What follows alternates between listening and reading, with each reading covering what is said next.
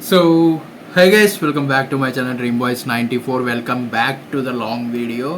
So చాలా అంటే చాలా రోజులు అయితే అయిపోయింది లాంగ్ వీడియో చేసి. సో మనం అస్సలు లేట్ చేయకుండా వీడియోని అయితే స్టార్ట్ చేద్దాం. సో ఈరోజు వచ్చేసి మనమైతే వీడియో ఏం చేస్తున్నాము అంటే 12 జ్యోతిర్లింగాల గురించి ఒక్కొక్క దాని గురించి నేనైతే మాట్లాడబోతున్నాను. సో ఇది కొంచెం లెంత్ ఎక్కువగా ఉండొచ్చు. సో నేను వీడియో షూట్ అయిపోయాక నేను వచ్చేసి ఆలోచిస్తాను దీన్ని 2 పార్ట్స్గా డివైడ్ చేయాలా ఏంటి అనేది. సో ఫస్ట్ పార్ట్ పెట్టిన తర్వాత మీరు ఇచ్చే రెస్పాన్స్తో పట్టి మనము సెకండ్ పార్ట్ అప్లోడ్ చేయాలా లేదా అనేది డిపెండ్ అయి ఉంటుంది. సో ఇంకా లేట్ చేయకుండా వీడియోని అయితే స్టార్ట్ చేద్దాం. సో యాక్చువల్గా వచ్చేసి 12 జ్యోతిర్లింగాల గురించి ముందుగా ఫ్యాక్ట్స్ అయితే తెలుసుకుందాం. జ్యోతిర్లింగం అంటే శివుణ్ణి అపారమైన జ్యోతి రూపంలో వెలిసిన లింగాలు. సో 12 జ్యోతిర్లింగాలు భారతదేశం అంతా మనకైతే విస్తరించి ఉన్నాయని మీ అందరికీ తెలిసిందే. సో ప్రతి జ్యోతిర్లింగం వెనక ప్రత్యేకమైన పౌరాణిక కథ అయితే ఉంటుంది. సో యాక్చువల్గా మనకి మామూలుగా తెలుసు కదా, ఒక ఏది చెప్పినా కూడా దానికి బ్రీఫ్గా స్టోరీ అయితే ఉంటుంది అని. సో సోమనాథ్ జ్యోతిర్లింగం గుజరాత్ రాష్ట్రంలో అయితే ఉంది. చంద్రుడు శాప విమోచనం కోసం శివుణ్ణి ఇక్కడ ఆరాధించాడని అయితే ప్రతి ఒక్కరైతే చెప్తారు. సోమనాథ్ లింగం 12లో మొదటి జ్యోతిర్లింగంగా ప్రసిద్ధి చెందింది. సో మల్లికార్జున జ్యోతిర్లింగం ఆంధ్రప్రదేశ్లోని శ్రీశైలంలో అయితే ఉంది. ఇక్కడ పార్వతి అమ్మవారు భ్రమరాంబిక దేవిగా మనకి దర్శనం అయితే ఇస్తారు. సో మల్లికార్జున క్షేత్రం వచ్చేసి మనకైతే దక్షిణ కాశీగా పిలువబడుతుంది. సో మనకు వచ్చేసి మహాకాళేశ్వర్ జ్యోతిర్లింగం వచ్చేసి ఉజ్జయినిలో ఉంది. సో ఇది వచ్చేసి భూగర్భంలో ఉండే ఏకైక జ్యోతిర్లింగం ఇది. సో ఈ రాత్రి పూట జరిగే మహాకాళేశ్వర్ హారతి చాలా అంటే చాలా ప్రత్యేకంగా ఉంటుంది. ఒకసారి వెళ్తే మాత్రం ఖచ్చితంగా రాత్రి జరిగే హారతిని ఖచ్చితంగా చూడండి. సో మనకి వచ్చేసి ఓంకారేశ్వరం జ్యోతిర్లింగం వచ్చేసి నర్మదా నది మధ్య ద్వీపంలో అయితే ఉంది. సో దీపం వచ్చేసి మనకి ఓం ఆకారంలో అయితే ఉండడం ప్రత్యేకత ఇక్కడ. సో కేదార్నాథ్ జ్యోతిర్లింగం హిమాలయాల్లో ఉంది. పాండవులు పాప విమోచనానికి శివుడు ఇక్కడ ప్రత్యక్షమయ్యాడని అయితే చెప్తూ ఉంటారు. సో ఎద్దు కుబ్బు రూపంలో లింగం అయితే ఇక్కడ స్థిరమైంది. సో కేదార్నాథ్ మంత్రాలయానికి చేరుకోవడం కష్టమైన యాత్ర. సో భీమాశంకర్ జ్యోతిర్లింగం వచ్చేసి మహారాష్ట్రలో అయితే ఉంది.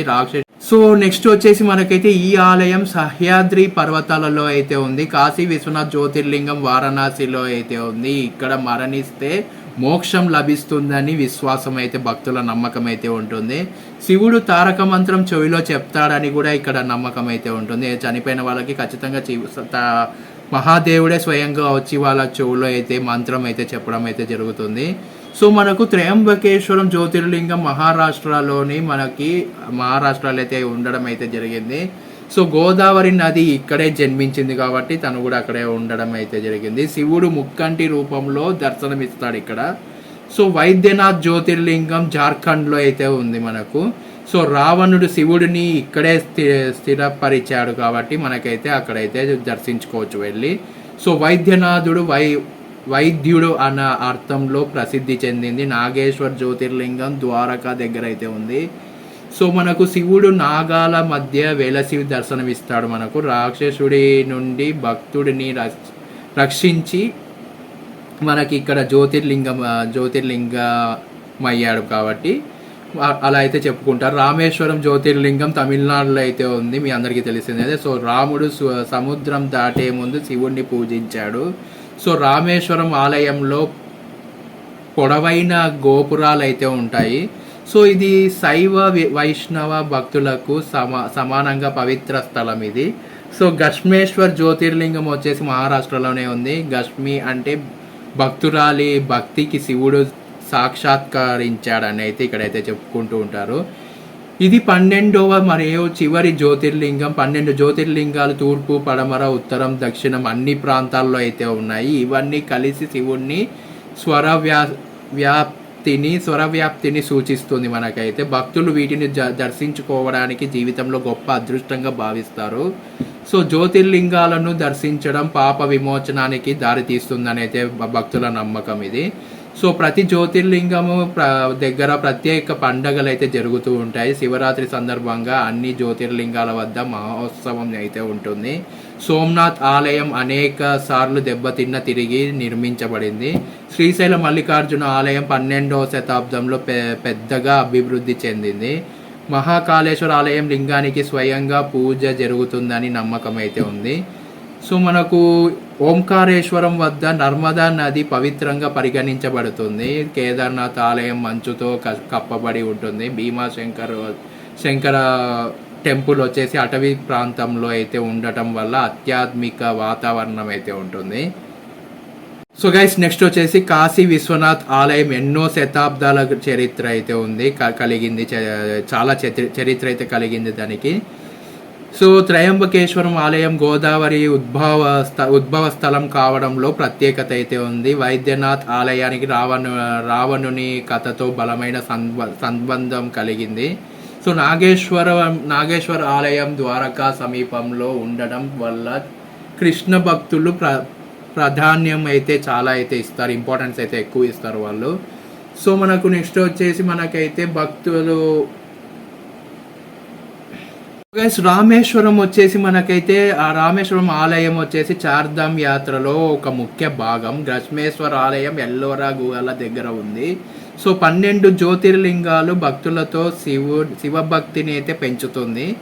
సో మనకు ప్రతి జ్యోతిర్లింగం శివుని యొక్క ప్రత్యేక రూపాన్ని అయితే చూపిస్తుంది. సో మనకు భక్తులు 12 జ్యోతిర్లింగాలు దర్శిస్తే శాశ్వత పుణ్యం అయితే లభిస్తుందని అయితే ప్రతి ఒక్కరైతే నమ్ముతారు. జ్యోతిర్లింగాలు వచ్చేసి హిందూ మతంలో అత్యంత పవిత్రమైన ఆలయాలుగా పరిగణించబడుతుంది. సో మనకు భక్తులు శివుని జ్యోతిర్లింగ దర్శన యాత్రగా చేస్తారు. ఇవన్నీ శివభక్తులకు మోక్షం ప్రసాదిస్తాయని నమ్మకం. 12 జ్యోతిర్లింగాలు లింగం వెనుక దివ్యమైన కథ అయితే ఉంటుంది. ఈ ఆలయాల వద్ద భక్తి, శ్రద్ధ, విశ్వాసం మనకి ప్రధానమైనవి. సో శివరాత్రి రోజున అన్ని జ్యోతిర్లింగాలలో ప్రత్యేక పూజలు అయితే జరుగుతూ ఉంటాయి. 12 జ్యోతిర్లింగాలను తెలుసుకోవడం శివుని మహిమను అనుభవించడమే. ఇవన్నీ కలిపి శివుడు ఎక్కడైనా ఎల్లప్పుడూ మన భక్తులని రక్షిస్తాడని అయితే సూచించబడుతుంది. సో గైస్ ఇప్పుడు వచ్చేసి సోమనాథ్ జ్యోతిర్లింగం గురించి అయితే తెలుసుకుందాం. సో గుజరాత్లో అయితే ఉంది ఇది. చంద్రుడు తన భార్యల పట్ల అన్యాయం చేశాడని తండ్రి దక్షుడు అతనికి శాపం అయితే ఇవ్వడం అయితే జరిగింది. ఆ శాపం వల్ల చంద్రుడు క్షీణించి కాంతి కోల్పోయాడు. సో చివరికి చంద్రుడు శివుడిని ఆరాధించాడు. శివుడు కృపతో చంద్రుడిని శాప విముక్తి అయితే చేయడం జరిగింది. సో ఇక్కడే శివుడు సోమనాథుడిగా వెలిశాడని అయితే ప్రతి ఒక్కరైతే చెప్పుకుంటూ ఉంటారు. అండ్ ఇది కూడా చాలా అంటే చాలా గొప్ప కథ ఇది కూడా మనకి. So guys please try to like this video and share this video and comment చేయండి ఎలా ఉండేది, వీడియో ఎలా ఉంది అనేది. అండ్ మర్చిపోకుండా సబ్స్క్రైబ్ చేసుకోండి. డ్రీమ్ బాయ్స్ 94 ఛానల్ని సబ్స్క్రైబ్ చేసుకొని బెల్ ఐకాన్ క్లిక్ చేసి ఆల్ పెట్టుకోండి. నేను మళ్ళీ మిమ్మల్ని నెక్స్ట్ వీడియోలో కలుస్తాను. అంతవరకు this is Karthik signing off. జై హింద్.